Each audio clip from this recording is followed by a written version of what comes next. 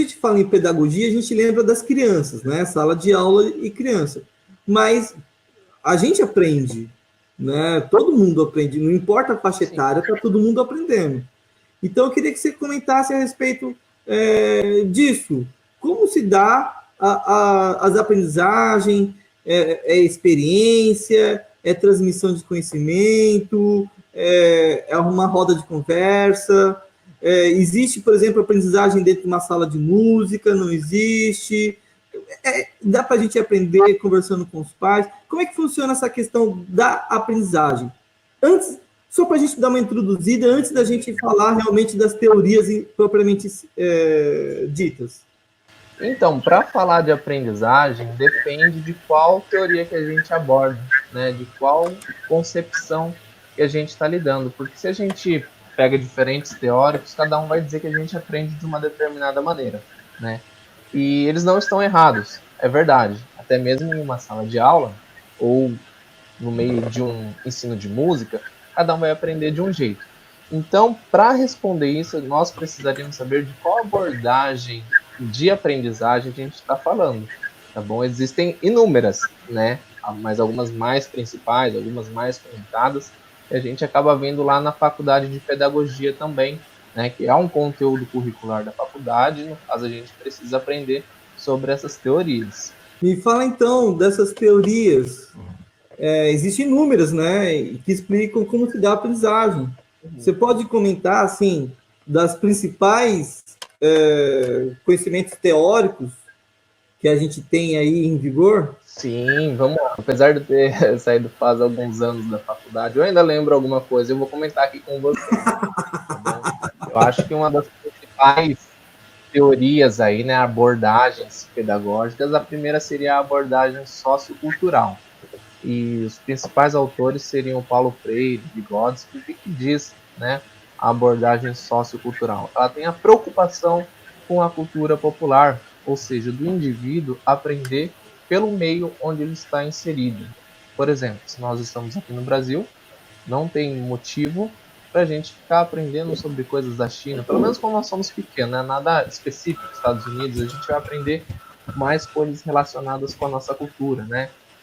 Festas, a história do local, e essa seria a abordagem sociocultural, né? Nós também temos a abordagem tradicional, né, que muitos assimilam ela, associam, na verdade, com uma educação bancária, onde quem já passou por uma faculdade de licenciatura, eu acredito que conheça, né, que a educação tradicional, a abordagem tradicional, ela visa transferir aos alunos os feitos da humanidade, sempre dando ênfase ao professor, né, como se ele fosse a figura principal do ensino.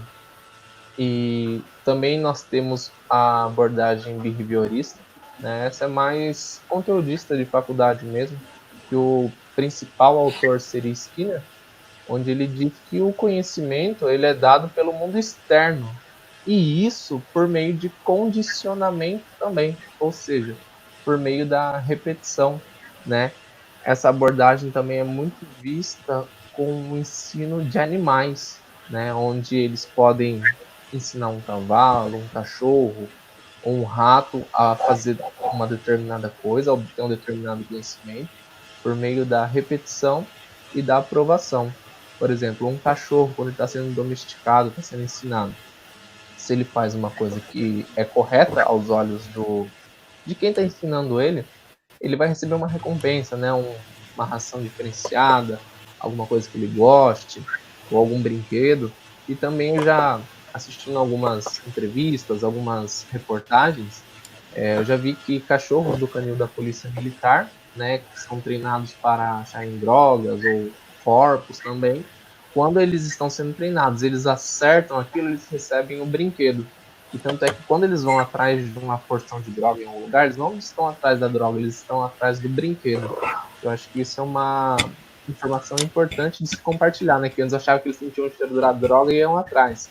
Mas não é assim, eles sentem o cheiro que é associado ao brinquedo, né? Porque eles colocam o cheiro da droga no brinquedo, e foi isso que eu percebi também, tá bom?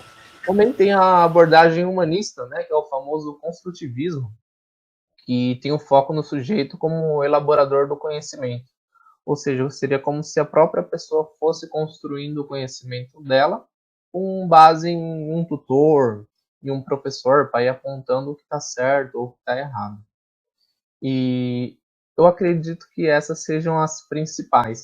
Você falou umas coisas interessantes aí que eu, enquanto estava dizendo, eu estava pensando aqui. Por exemplo, do Skinner, você puxou a ideia mais para o treinamento, adestramento de animais, mas você usou a palavra repetição e estímulo, né, e condicionar alguma coisa pela repetição, né, pela memória através da repetição.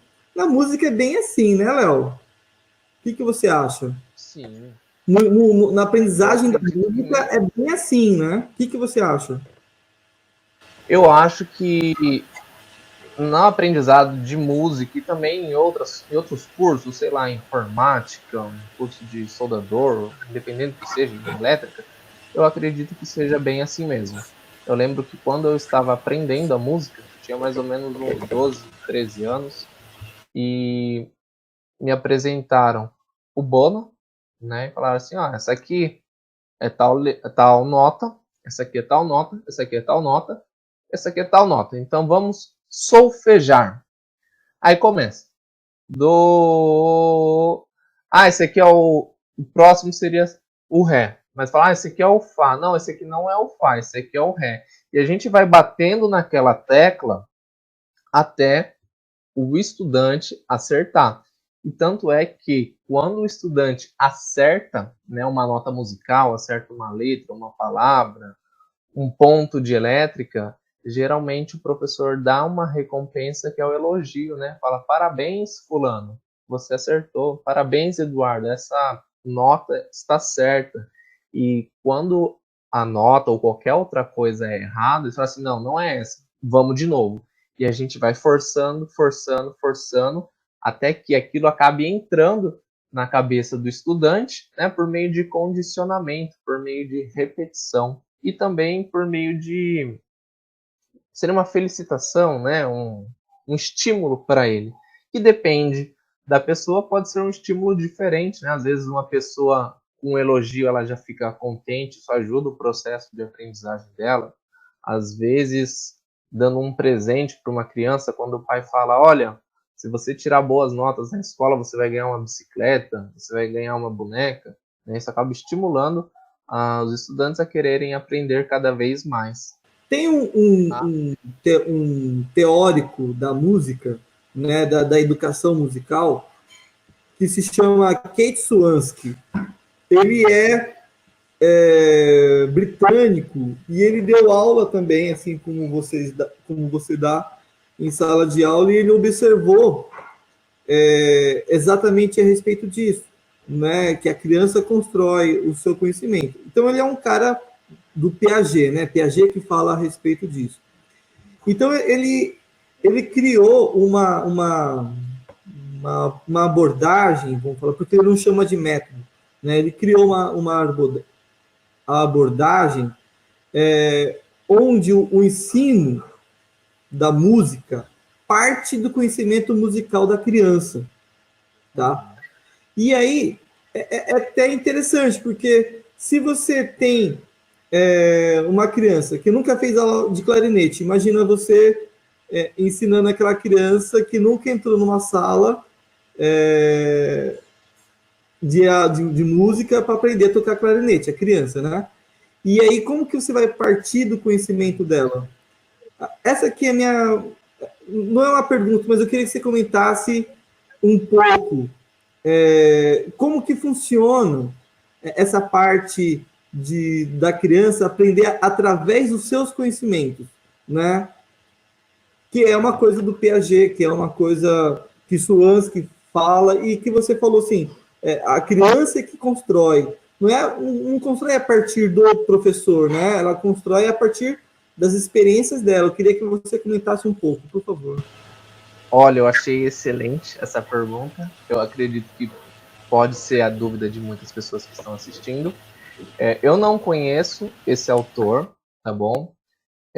porque eu também não trabalho com o ensino de música, eu trabalho com o ensino de alfabetização, né, do 1º ao 5º ano, mas eu entendi muito bem a sua pergunta. Como que uma criança vai partir do zero ao pegar um clarinete pela primeira vez, se ela nunca teve acesso com um clarinete, que conhecimento ela tem, ou seja, qual a superfície de aderência que ela tem para aprender a tocar um clarinete?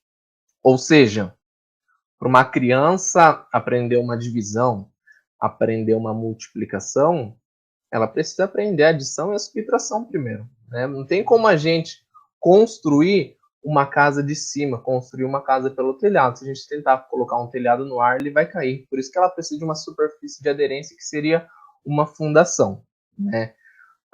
Como que a criança vai aprender a tocar um clarinete se ela nunca pegou um clarinete? Ela vai ter que começar pelo que ela tem de conhecimento, que seria a superfície de aderência. Por exemplo, como que a gente alfabetiza uma criança? Como que a gente ensina ela a ler e ensina uma criança a escrever? A gente ensina pelo que tem significado para ela. Se você pega uma criança de 4 anos e vai ter que ensinar ela a escrever, ou seja, talvez ela nunca tenha escrito nada, talvez ela nem conheça as letras, você fala assim: ô Mariazinha, vamos escrever o seu nome? Talvez ela faça um monte de rabisco. Fala, tá aqui meu nome, professor.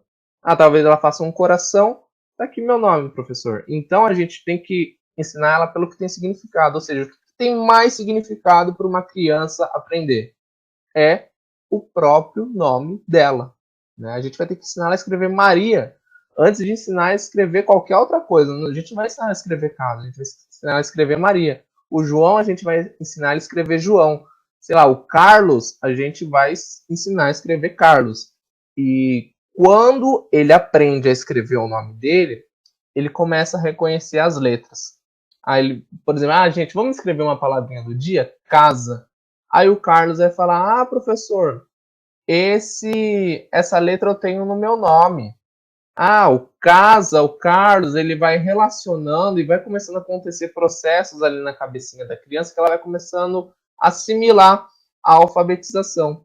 E eu acredito que, relacionado à música, né, como que a criança vai aprender a tocar um instrumento se ela nunca tocou? Ela vai ter que usar as notas musicais. Provavelmente, para chegar até o ensino do instrumento, ela já aprendeu, né, acreditamos, as notas musicais, a ler a escala musical, porque senão ela não vai saber dedilhar um instrumento. Ou seja, tendo esse conhecimento de aderência, que são as notas musicais, o instrutor ou professor de música vai ensinar a dedilhar, né, provavelmente com outro instrumento em mãos, e vai falar: fulano, vamos fazer a nota Fá agora. E aí mostra qual que é, né, a maneira correta de manusear o instrumento e as notas, vai assoprando, aprendendo a embocadura, e por aí vai, até ela transferir as notas da escala para o instrumento. Aprendeu as notas, aprendeu onde fica os locais onde tem que colocar o dedo, aí vai para pequenas melodias, ou para exercícios, né, antes de tocar uma melodia. Eu acredito que seja isso. Bom, não sei se eu fui claro. Não, mas eu entendi. E aí, só para a gente fechar esse raciocínio, totalmente diferente da ideia que você teve o início das suas aulas, que também foi meu início como músico, como violonista, e teve que pegar o bona lá e ficar solfejando o bona que nem um maluco. E o meu professor, por exemplo, me proibiu de pegar o instrumento musical enquanto eu não tivesse a metade do bona decorado, aquela coisa toda. E desta maneira que você está falando... O professor... assim também, eu acredito que era até a lição 90. Ai, cara, é chato, né? Assim, eu achei chato. Eu queria tocar, e a criança quer tocar, né? O adulto que está fazendo aula de música lá na escola paga, né? Para escola particular, ou numa escola de uma associação, que seja, ela quer meter o dedo no violão, ela quer soprar o clarinete, o trompete, não importa o que, mas ela não quer ver o bona, né? Quer jogar fora o bona. E no entanto, muito do ensino musical hoje em dia ainda tem essa coisa da coisa mecânica, do Skinner, do bona, não sei o quê. Não sei se você concorda comigo. Sim, referente a isso eu concordo, né? Por exemplo, uma pessoa... Sim, eu não sei se tá dando para me escutar. Se Sim. caiu, tá dando alguma interferência. Pode falar, pode falar. Então, eu estava dizendo que eu concordo, porque uma pessoa, sei lá, ela acha muito bonito alguém que toca acordeon, ela se emociona, ou ela quer aprender para tocar numa festa, para tocar com algum cantor famoso, né, para compor a banda. Ela decidiu, eu vou tocar acordeon, ou eu vou pôr meu filho para aprender acordeon. Ela vai chegar numa escola de música, numa igreja, seja lá onde for, e o que ela quer fazer? Ela quer pôr a mão no acordeon, clicar, ver como é que é. Ela não quer pegar um método de ensino musical, né, um Bona, algum outro exercício que tem, né, são vários também, eu estou um pouquinho desatualizado em relação a isso, mas eu sei que existem vários materiais, né, ou seja, mas é muito importante aprender isso também porque não tem como queimar essas etapas, né, mesma coisa que nós, sei lá, um exemplo, queiramos construir uma casa, empilhar um monte de tijolo sem colocar a massa entre cada tijolo, né? A gente pode conseguir? Com certeza, né? A gente vai erguer uma casa sem massa nenhuma, tijolo empilhado, vai colocar o telhado. Quanto tempo ela vai durar? Eu não sei, né? É impossível dizer, né? É imprevisível. Mas com certeza, na primeira vez que alguém encostar um braço, um animal de grande porte encostar, acontecer uma ventania, essa casa vai pro chão, né? Acho que com a música acaba sendo a mesma coisa, não tem como a gente queimar essas etapas.